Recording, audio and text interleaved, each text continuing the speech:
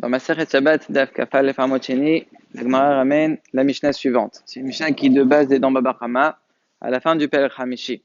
Si jamais il y a une personne, elle est avec un gamal, elle est avec un chameau, qui est Taron Pishtan, il est chargé de lin. Et dans la rue, il est passé à côté d'une boutique, et le gamal, il est rentré avec son Pishtan dans cette boutique, et dedans il y avait un nerf.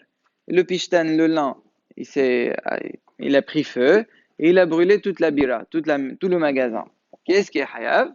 C'est pas shoot, c'est le bar à la gamal. Pourquoi? Qu'est-ce qu'il fait chez moi? Pourquoi il rentre là-bas? Maintenant, par contre, si jamais le bar à la bira, il a mis son air, il a mis une bougie à l'extérieur du magasin. Alors là, ce sera qui sera hayav?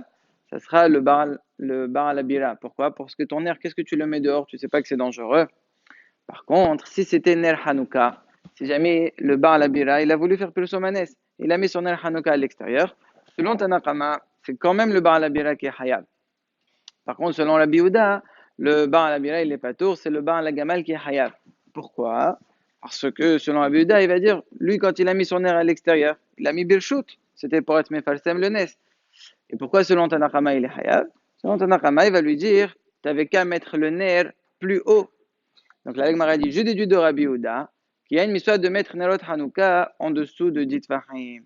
Parce que si ça change rien 10 ou plus, même selon Rabbi Yehuda, il devrait être Hayav le bar à la Gamal. Pourquoi? Parce qu'on va lui dire le bar à la Bira. Parce qu'il va lui dire, tu n'avais qu'à le mettre plus haut. Les mains, la Gamal, Velorvo. Gamal, c'est le Gamal, Velorvo, celui qui le chevauche. Donc le fait que Rabbi Yehuda, il n'exige pas ça, ça montre qu'il y a une mission de mettre en dessous de 10. La Gemara, elle est d'Oha, elle dit même selon Rabbi Yehuda, c'est pas sûr. C'est possible que si jamais tu lui demandes de le faire aussi, il risque carrément de s'abstenir de la mitzvah. Maintenant, Ma'adin, est-ce qu'on suit ce que la Gemara a voulu dire Shmarmina au départ, ou bien on suit la Triya? Selon le Rif et le Rambam, on suit la Triya. La Gemara a été Doha, donc il n'y a pas un Inyan. En dessous ou au-dessus, ça ne change rien.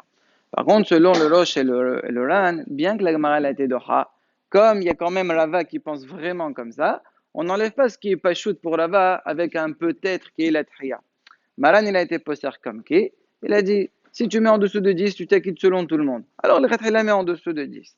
Mais si tu as mis au-dessus, tu es quand même quitte, puisqu'on a le Rif et le Rambam qui pensent qu'on est quitte sans problème. Pourquoi je parle de tout ça? Après, tout ça, c'est pas chaud.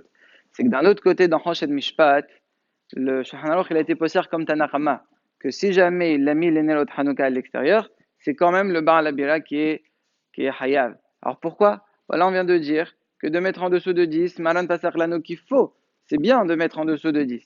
Alors comment Zemistader, entre Tanakama et d'un autre côté on a ça, et Lama, c'est que de là on apprend un grand moussal, que même si tu fais une miswa, c'est pas une raison pour laisser tout tomber, de dire c'est bon, la miswa elle me protège. C'est vrai que c'est marqué Shomer miswa loïdan davarara, mais quand c'est Shachia Hezeka, il faut faire attention. Donc c'est pour ça que même si tu l'as mis Birshut, il fallait surveiller. Tu n'es pas capable de surveiller, tu ne les mets pas à l'extérieur. Donc c'est pour cela que lorsqu'on est dans une synagogue par exemple, et on allume les notes Hanouka, et après qu'on les a allumés, tout le monde rentre chez soi, le shamash, il sait que s'il les laisse comme ça sans surveillance, il peut arriver des accidents. Et il y en a déjà eu. Donc il ne faudra pas qu'ils disent ah c'est bon de toute façon c'est une mission je laisse allumer. Non, s'il faut éteindre parce qu'il y a un danger, s'il n'y a pas de danger nechenami, mais si jamais c'est proche du echal ou proche de quelque chose qui peut prendre feu, il faudra faire attention et le mettre et carrément l'éteindre.